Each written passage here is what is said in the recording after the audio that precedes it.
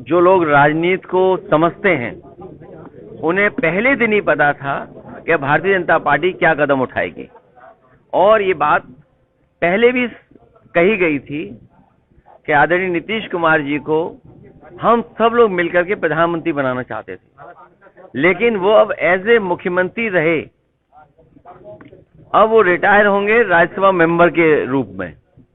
हम तो चाहते थे कि प्रधानमंत्री के रूप में रिटायर हों, लेकिन अब वो राज्यसभा के मेंबर होकर के ही रिटायर हो जाएंगे।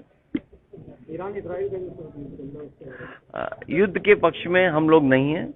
समाजवादी पार्टी कभी युद्ध के पक्ष में नहीं रही है। युद्ध नुकसान करता है, युद्ध जाने लेता है। युद्ध के परिणाम हमेशा दुखदायी होते हैं, दुख पहुंचाते हैं। युद्ध के पक्ष में हम लोग नहीं हैं।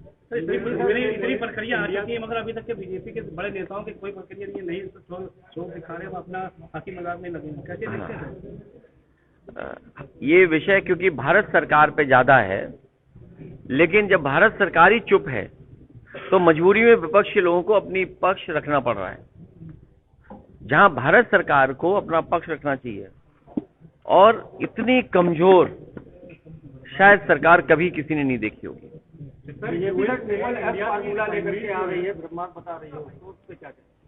मैंने कहीं पढ़ा ही नहीं ट्रिपल एफ क्या है। ट्रिपल एस सरकार, संगठन और संघ।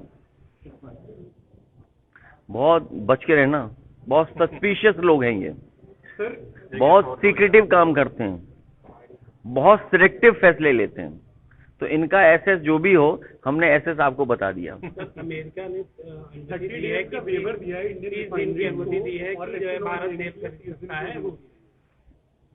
देखिए, विदेश नीति पे हमसे चर्चा मत कराओ। विदेश नीति जो दिख रही है वो नहीं है। अंदर ही अंदर कहाँ हाथ किससे मिले हुए किसी को नहीं पता।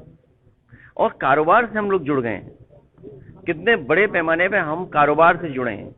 चीन से हम कितना कारोबार कर रहे हैं, फ्रांस से हम कितना कारोबार कर रहे हैं, रशिया से हम कारोबार कर रहे हैं, अमेरिका से हम कितना बड़ा कारोबार कर रहे हैं, यूरोप में हम कई देशों से फ्री ट्रेड एग्रीमेंट कर लिए हैं, पड़ोसी देशों से हमारे दूसरे तरह के संबंध हैं। इसलिए विदेश नीति और आर्थिक नीतियां साथ साथ चल रही हैं। तो ये सरकार ने जो आज है सरकार, इसने भारत देश को उलझा दिया है विदेश नीति में। शास्त्रीय समर्थन कर रहे हैं। बनारस में उन्होंने कहा है कि मैं स्वामी और मुक्तेश्वरानंद के साथ में हूँ, हालांकि 11 मार्च का आमंत्रण नहीं मिला है और एकांतवास में जाऊंगा। मैं तो देश के सभी साधु संतों से और जितने भी हमारे पूजनीय गुरुजन हैं जो समय समय पर भारत की संस्कृति को आगे बढ़ाते हैं, वो सभी पूजनीय शंकराचार्य जी का समर्थन करें। क्योंकि आज अगर पूजनीय शंकराचार्य जी के साथ ये व्यवहार हुआ है तो कल किसी के साथ भी हो सकता है। ये सरकार डरा के काम कर रही है, ये डरा करके लोगों को अपमानित कर रही है। उनको कितनी पीड़ा हुई होगी जब उन पर झूठे मुकदमे लगे। शायद भारत में पूरा इतिहास उठा करके देख लें आप, कभी किसी शंकराचार्य को इतना अपमानित नहीं होना पड़ा होगा सरकार के माध्यम से।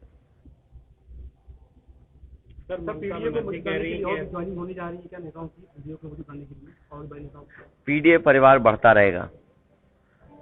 जितने जो पीड़ा से बंधे लोग हैं वो सब पीडीए में आ रहे हैं।